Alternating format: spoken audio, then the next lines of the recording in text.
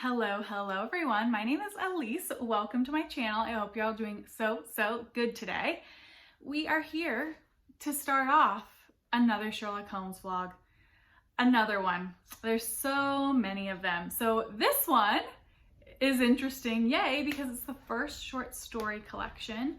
And if you don't know, I'm reading through all of the Sherlock Holmes books this year, or at least attempting to, and I'm vlogging my experience along the way. I will link the previous two videos down below if you're interested in seeing them.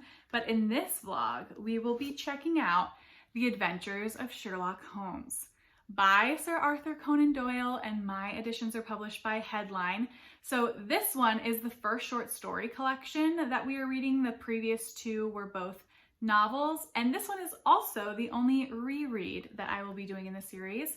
I have previously read this, I think 2 years ago, maybe 2 or 3 years ago, and I did enjoy this, so I'm curious to see only a couple years out if I'll, one, remember the short stories and how the crimes were solved, or if it will be a surprise all over again, and if I feel any differently than I did before. I remember I enjoyed them before. It wasn't like the most amazing book ever, but I definitely enjoyed them, so I'm happy to get back to them. So typically what I do at the beginning of these videos is I read out the very beginning of the book. Now, this is short story collection, so there isn't an actual synopsis for me to go over for you, because there will be lots of things, but I will tell you that the first story in this does kick off with the entrance of Irene Adler, which, if you know anything about the adaptations, is a formidable opponent to Sherlock Holmes.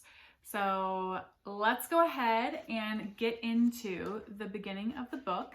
So the first story is called A Scandal in Bohemia, and this is the opening. To Sherlock Holmes, she was always the woman. I have seldom heard him mention her under any other name. In his eyes, she eclipses and predominates the whole of her sex. It is not that he felt any emotion akin to love for Irene Adler. All emotions, and that one particularly, were abhorrent to his cold, precise, but admirably balanced mind. He was, I take it, the most perfect reasoning and observing machine that the world has seen, but as a lover, he would have placed himself in a false position. He never spoke of the softer passions, save with a jibe and a sneer. So that is the opening of the first short story in The Adventures of Sherlock Holmes.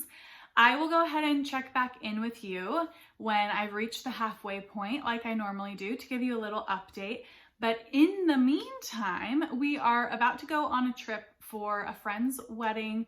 We're going to an island near us in Seattle, so we are driving there. We will take a ferry. So I'm not going to show you B-roll of the actual wedding itself because I want to maintain their privacy, but I will show you a little bit of B-roll about our journey there and the island itself. So please enjoy that while I finish up half of this book. So I'll see you then. Bye.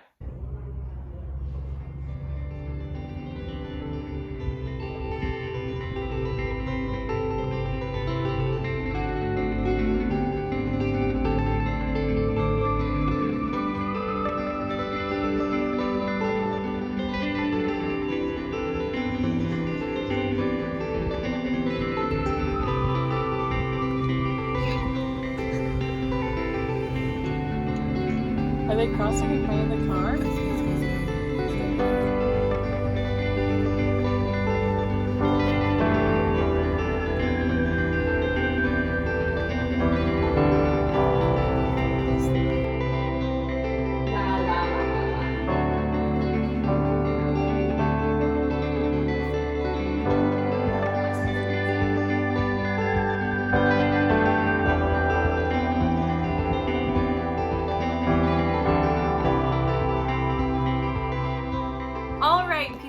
Here to do an update on The Adventure of Sherlock Holmes, And this again is a short story collection, so I'm reading it more slowly than I would one of the novels. I think it works a little bit better that way. If you read them back to back, it can be kind of samey and repetitive. So I'm trying to space it out a little bit. I think the short stories have the best of both worlds in the sense that you get all of the fun, classic Sherlock Holmes tropiness and things that you love and all the sayings and the deduction, and it's really fun. And you don't necessarily get all of the racism that can be present in some of the novels. That's not to say that it's not going to come up at some point here. It's just, it hasn't come up yet, so that's been good. So I'm very much enjoying this. The first story, like I read out earlier, does have the entrance of Irene Adler, and that was very fascinating. I don't want to give away how that one ends, but it definitely sets up this admiration, maybe, that Sherlock Holmes has for her and how intelligent she is. So that was very intriguing. It has a lot of Watson coming along just at the right time to get on the new case. And him and Sherlock have this like fun dynamic of basically Watson strokes Sherlock's ego a lot, and Sherlock likes it. He also likes that Watson is documenting all of his cases, well, the most interesting cases, and that kind of strokes his ego as well. So that's kind of hilarious between the two of them. Some of the stories I think are more clever than others, which is as to be imagined, I would think. But yeah, some of them are very fascinating. Even though this is a reread, I haven't remembered the majority of them. I think there's only been one that I've remembered the ending thus far. I know there is still one to come that I remember the ending really well because it's stuck with me this whole time. But most of them, they feel like fresh new stories. It's like a little bit like deja vu. Like I remember the setting of the scene and the initial clues that are given, but I never remember how they end. So it's been very intriguing, even though it's a reread, and I'm really enjoying it. So I'm gonna read the other half of the book, and then I'll give you a full review of it once I've read all of it. I think next up in the B-roll, you're going to see a trip to Bellingham. So we're going to Bellingham for my husband's birthday weekend, which was actually a little bit ago, but we haven't had a free weekend until now. So you'll get to get taken along for some of that trip. So I hope you enjoy the B-roll of that, and we'll check back in once I finish this. Bye.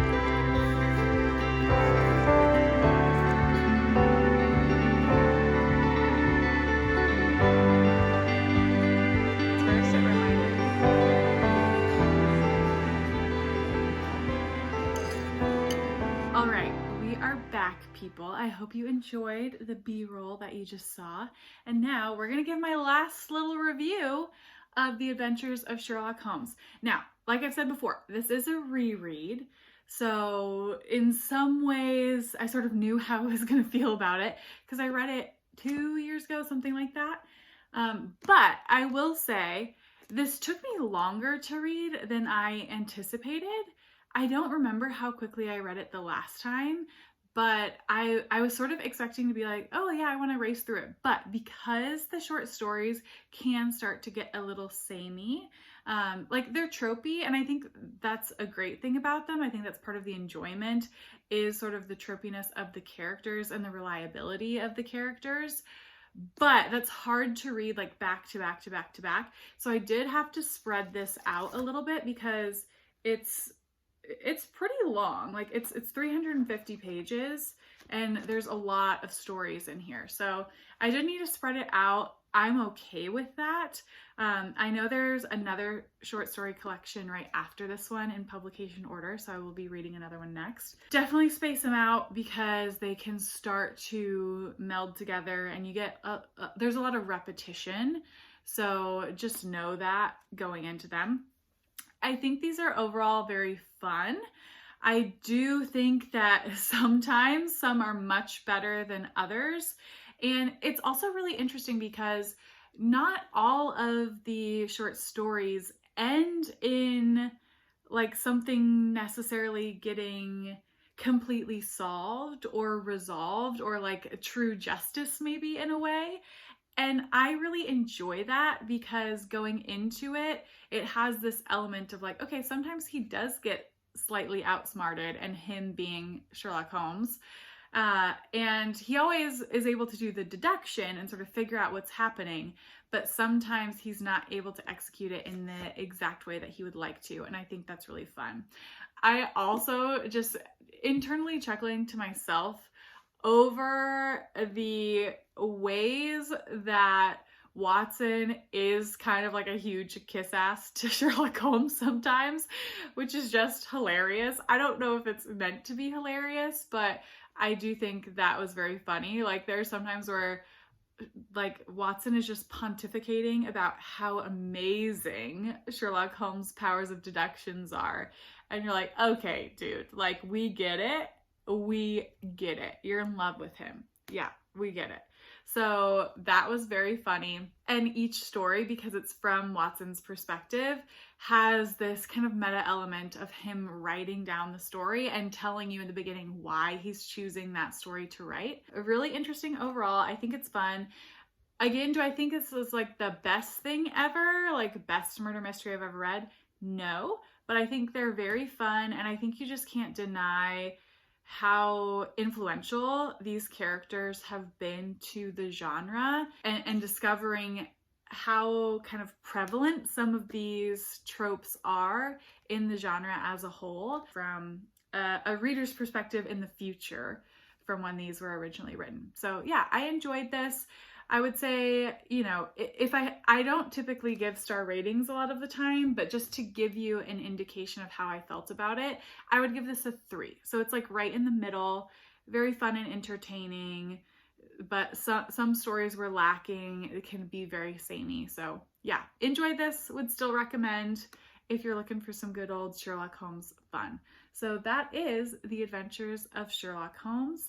And I will see you when I pick up the next one. Bye.